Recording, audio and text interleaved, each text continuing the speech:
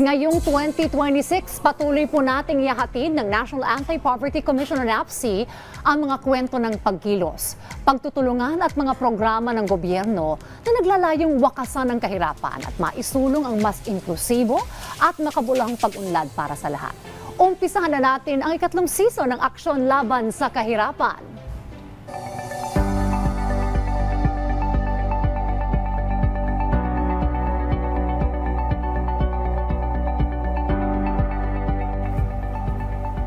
Mapapanood po ninyo kami tuwing Martes at Huwebes dito po sa Rise and Shine Pilipinas, kung saan tampok ang mga matagumpay na programa at inisyatiba ng pamahalaan para sa pagsugpo sa kahirapan at pagsusulong ng 5 batayang karapatan. Sa ilalim po yan ng Magna Carta of the Poor. Itatampok din po dito ang mga kwento ng convergence o sama-samang pagkilos ng iba't ibang ahensya ng sektor, katuwang tungo sa mas epektibong pagtugon sa pangangailangan ng mga komunidad. Ngayon pong ating unang episode sa Season 3, makakasama po natin si Undersecretary David Almirol Jr., ang Undersecretary ng E-Government Services mula sa Department of Information and Communications Technology o DICT upang talakayin ng mga programa at inisyatiba ng DICT na nakatuon sa paggamit ng digital technologies para mapadali po ang access ng mga batayang sektor. Good morning po, Yusek Dave. Good morning, Diane. Welcome Thank you for po having sa me. Action Laban sa Kahirapan. Thank you for joining us. Alright, Yusek, tell us about this eGov app na talaga pong nakakatulong rin po para po sa mas mabilis na pag-access sa iba't ibang serbisyo ng gobyerno. Ako, Diane, para sa akin, ang eGov app ay isang dream come true. Na dati, komplikado ang gobyerno, ang daming pila, paulit-ulit na mga documents na sinasubmit natin. At dati, parang parang you have to go physically, personally to thousands of government agencies, no? So for the first time na kahit sa bahay ka na lang, nandyan na yung ating eGov Super App. Alam mo, ito ay isa po ito sa talagang pinagtutuunan at prioridad ng ating pamahalaan na kabilin-bilinan ng ating mahal na Pangulo na gawing simple ang gobyerno. Diba? Dalhin ang gobyerno malapit sa tao. So ito yung ating pinagtutuunan ngayon at nasa 1,300 government services ang nandito ngayon at guess what? Nasa 61 million users na tayo. Ang dami na pong nakikinabang at ang daming government services na pwedeng ma-avail dito. But of course, syempre connected po sa pag-avail ng mga services nito digitally.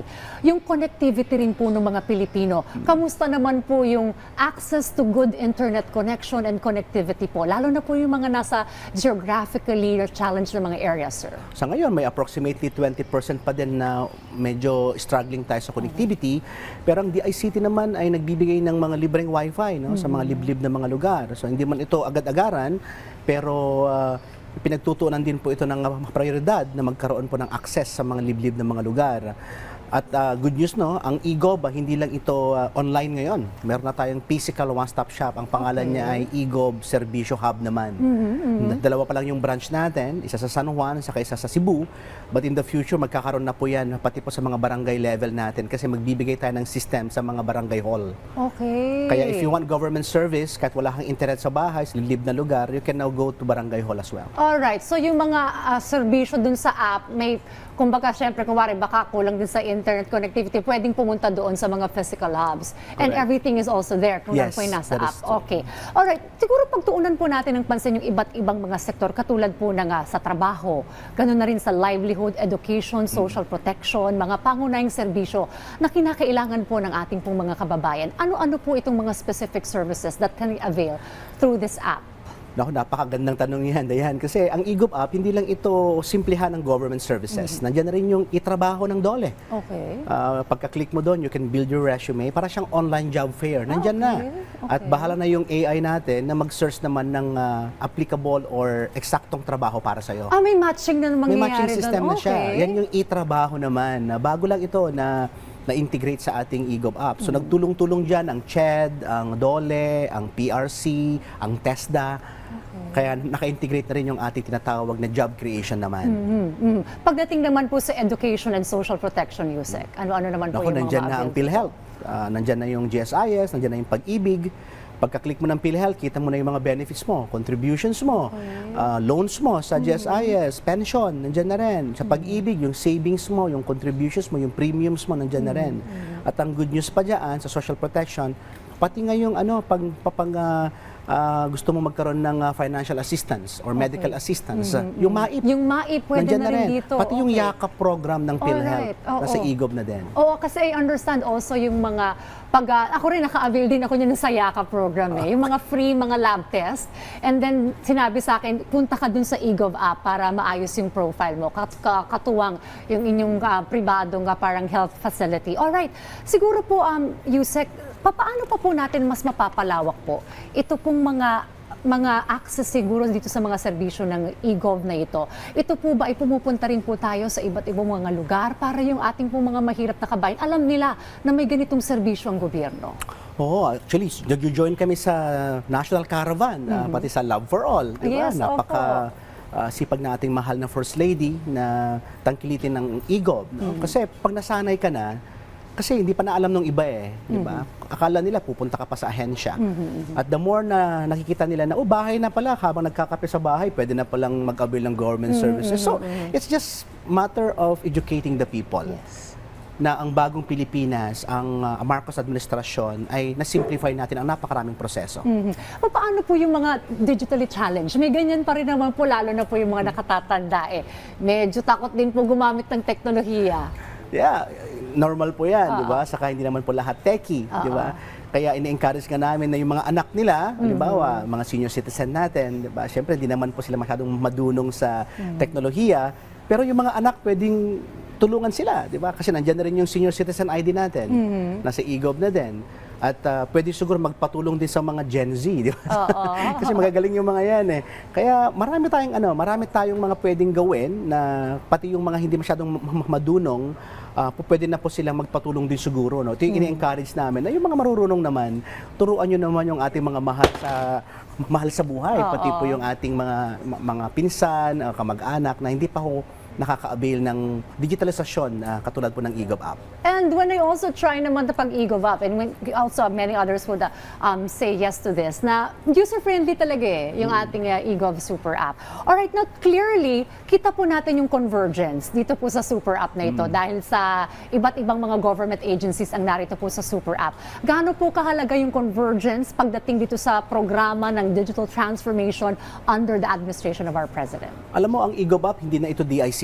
Hindi na to eGov Office. Hindi na po kami.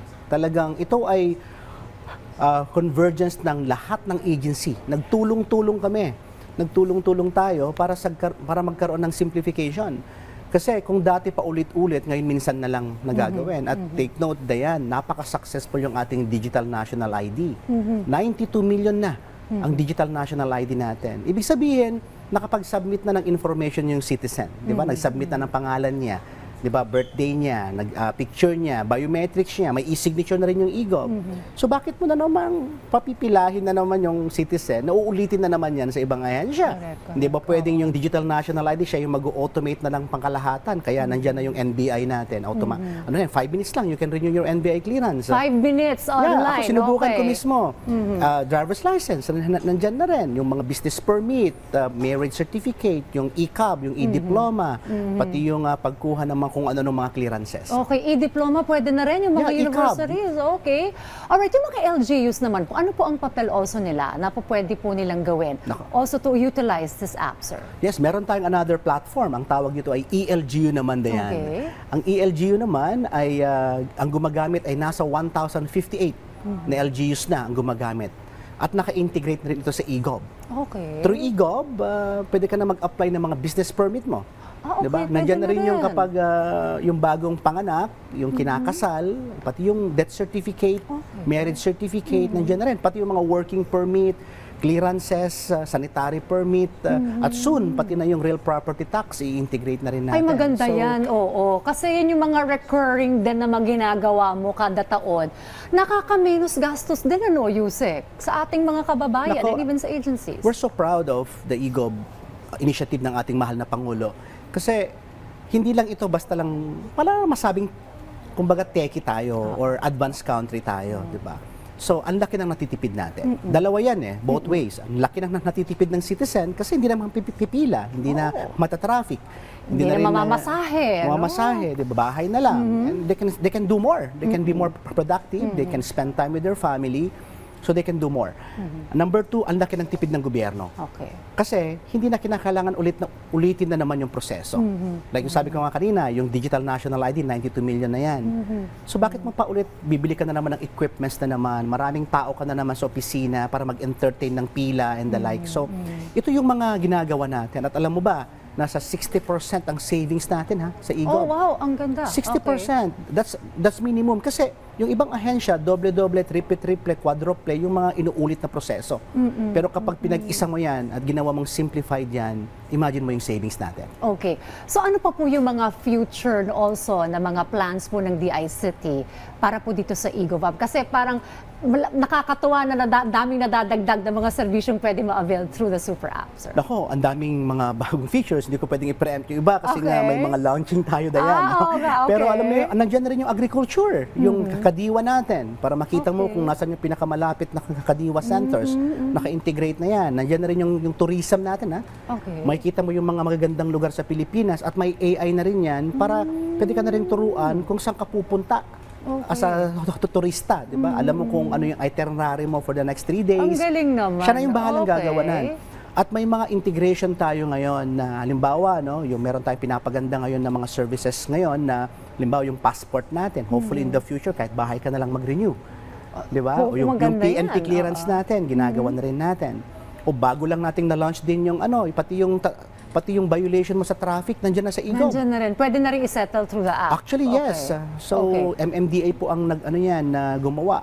Yung TESDA services, papalalawakin pa natin yan. And we'll be launching soon also yung mga scholarship program. Ay, maganda yan. 'Di ba? oo. Pati yung mga support natin sa mga farmers, fisher folks. So ito po yung mga pinaplano natin na para sa ganun ay hindi lang ito pang techie. Okay, ito po ay ginagawa natin na para po ma-spread hanggang sa dulo ng Pilipinas, ma-avail ng ating mga mamamayan. Okay. Panghuli na lamang, Yusek Dave, sa inyo pong pananaw, gaano po kahalaga itong mga digitalization efforts ng gobyerno para masugpo po natin ang kahirapan dito sa ating bayan? Ang kahirapan na nandyan yan, pero napakaganda na magbigay tayo ng mga job creation, diba? Livelihood creation. Okay. Mamiminimize natin yan pag matuturuan natin ang ating mga mamamayan na marunong ng mangisda, diba? Marunong ng maghanap buhay. Napaka-importante yan. At ang gobyerno magbibigay ng platform yan. Like ngayon, sa DOLE, TESDA, ang daming mga sanib puwersa ng ating government offices na magkaroon ng chances, na magkaroon ng trabaho at panibagong hanap buhay ng ating mga mamamayan. Well, sa bawat Pilipino, embrace po natin itong digitalization na ito. It's here to make our lives convenient at maraming salamat po, Yusek Dave, sa pagbabahagi po ng inyong programang ito, itong EGOV app at syempre ang mga iba pang digitalization efforts ng gobyerno sa pangunan DICT. At maraming salamat po sa inyong lahat sa patuloy na tumatangkilik at sumusubaybay sa aksyon laban sa kahirapan. Naway patuloy po tayong maging bahagi ng mga kwento ng pagkilos, pagtutulungan at pagbabago tungo sa pagwawakas ng kahirapan. Kita-kita po ulit tayo sa susunod na episode. Darating po na Martes po yan sa susunod na linggo. At to, Yusek Dave, samahan niyo po ako at sabay-sabay tayong umaksyon laban sa kahirapan.